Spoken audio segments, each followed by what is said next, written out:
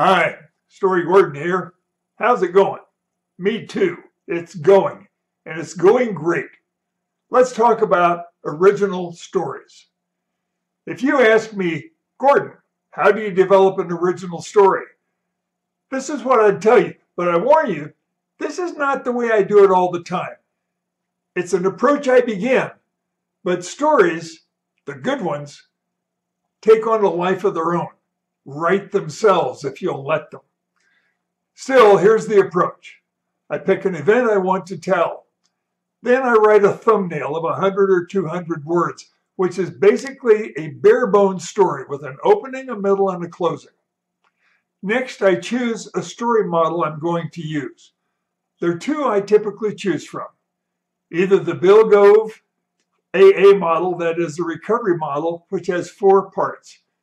This is who I was, here's what happened, this is what I did about it, this is who I am now. Or the Joseph Campbell hero adventure model. I'm called to an adventure, I either accept the call or reject it. If I reject it, I'm in trouble. If I accept it, I go on the adventure and succeed or fail. But it's a story that has a beginning, a middle, and an end with either success or failure.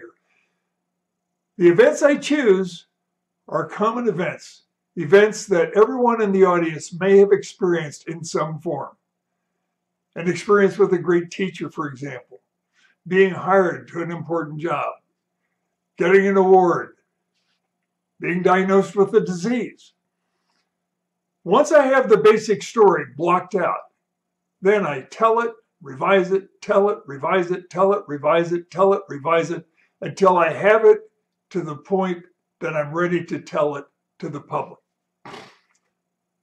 That's it. That's how I develop stories. It takes time. The beauty of it is that some stories get told over and over and over again, like Jeannie Robertson's Baton story, or My First Love story, or Lou Heckler's story about the acrobats. There are just some wonderful stories out there. And you can develop your own stories. But remember, it's your story. And my encouragement is for you to develop it and tell it so that when you've told it, members of the audience will come up, and if you talked about your high school English teacher, they won't talk about her. They'll talk about a teacher or a coach or a minister or an uncle or an aunt that they had and how they affected their life. And that's the mark to me of great storytelling, is when the audience doesn't reflect the story you told, but rather relates a story that you have moved them to experience in telling your own. I believe speakers are artists. And as an artist, our responsibility is to the audience. One of the greatest compliments you can be paid is for someone to tell you, you have had an effect on my life. And great stories can do that.